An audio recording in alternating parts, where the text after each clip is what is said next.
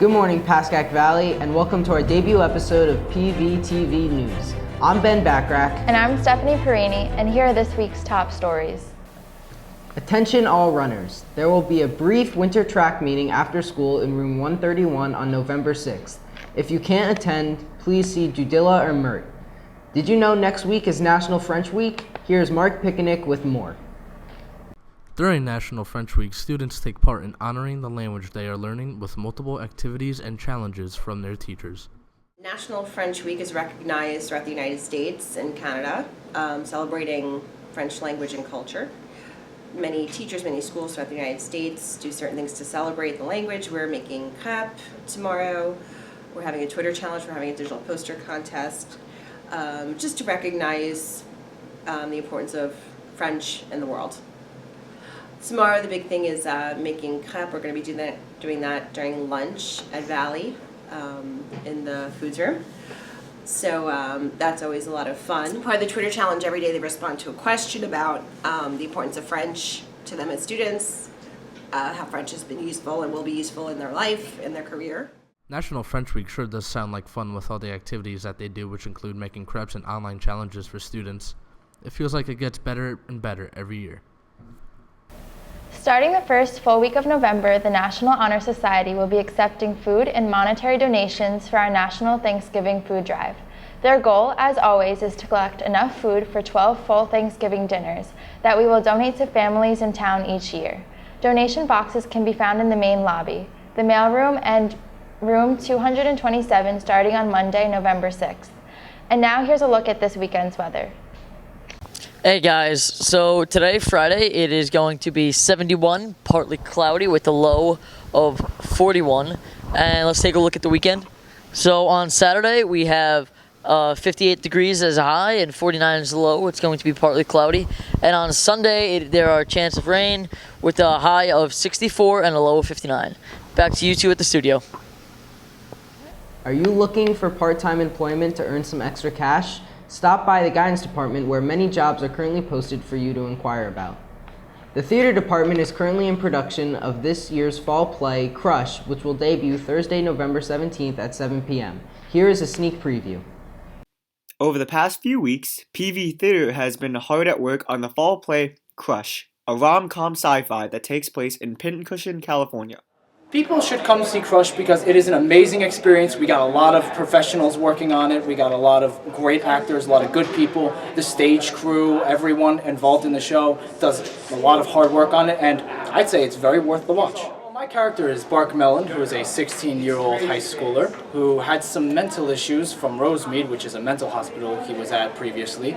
And he's a very fun-loving character. He's not super serious. He's only serious when he's trying to convince everyone else about the aliens and the incoming invasion. It had been a while since we'd done a comedy, and everybody loves a show where you get to laugh, so it was time for that. People should come see Crush because it's a play that was only written in 2016, so it's a very new play, and it's a great way to get like a new playwright up on our stage and for our audience to come see, and also where you're going to be able to see an alien on stage. Crush will premiere on Thursday, November 16th at 7 p.m., followed by a 7 p.m. show Friday, and 1 p.m. and 7 p.m. show on Saturday. Hope to see you all there.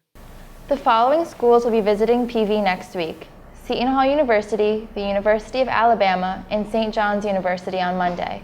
Washington College will be here on Tuesday. Make sure you sign up on Naviance if you want to visit with any of these schools.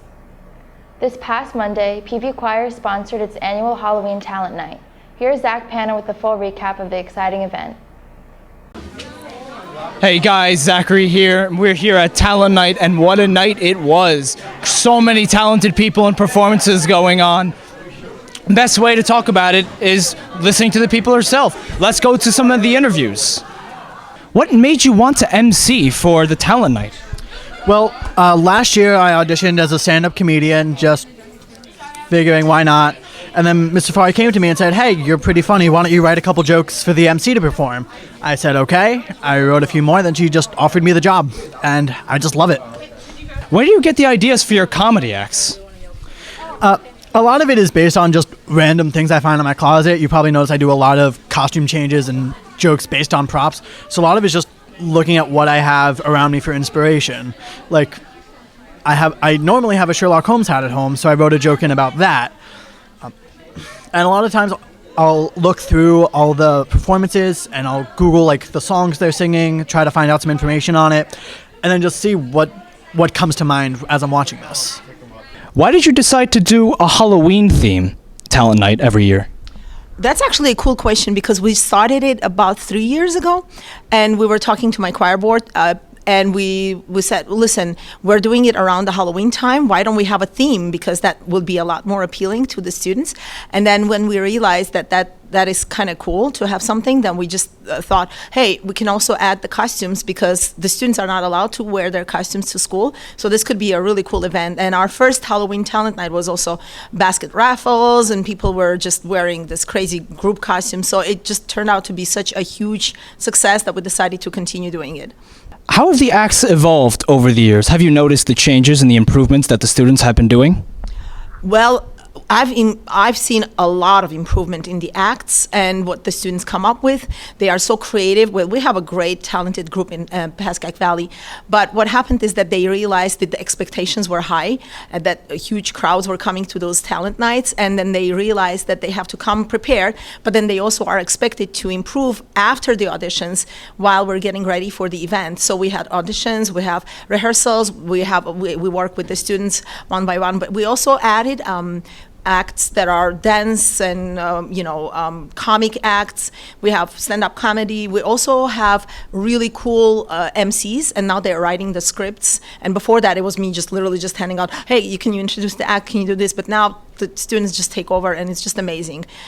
We also have AV, and you guys are doing this coverage and all that. So in all together, I think it's such an amazing group effort that comes from all different departments, and including Smoke Signal, and now with the video production team doing this awesome things, and it's like live streamed, and like, wow, this is incredible. So yes, it's improved dramatically over the past years. Honestly, it doesn't get better than this. All right, back to you guys at the studio. The native plant garden planted by the Environmental Club of Pascack Valley near the tennis courts has recently become certified by the Bergen County Audubon Society. In order for this to occur, the garden has to meet the requirements of BCA's Certified Wildlife Garden Program by providing all the necessary components for wildlife to live, grow, and thrive in a healthy habitat. Way to go, PV. As the football season comes to an end, here's a quick recap and reflection of the 2017 season. Thanks, guys. We're here at the football field where Pascack Valley has left their blood, sweat, and tears. Their final game is this Saturday at Bergenfield, the last game in a rocky season. The football team has struggled to a 2-6 record so far this year.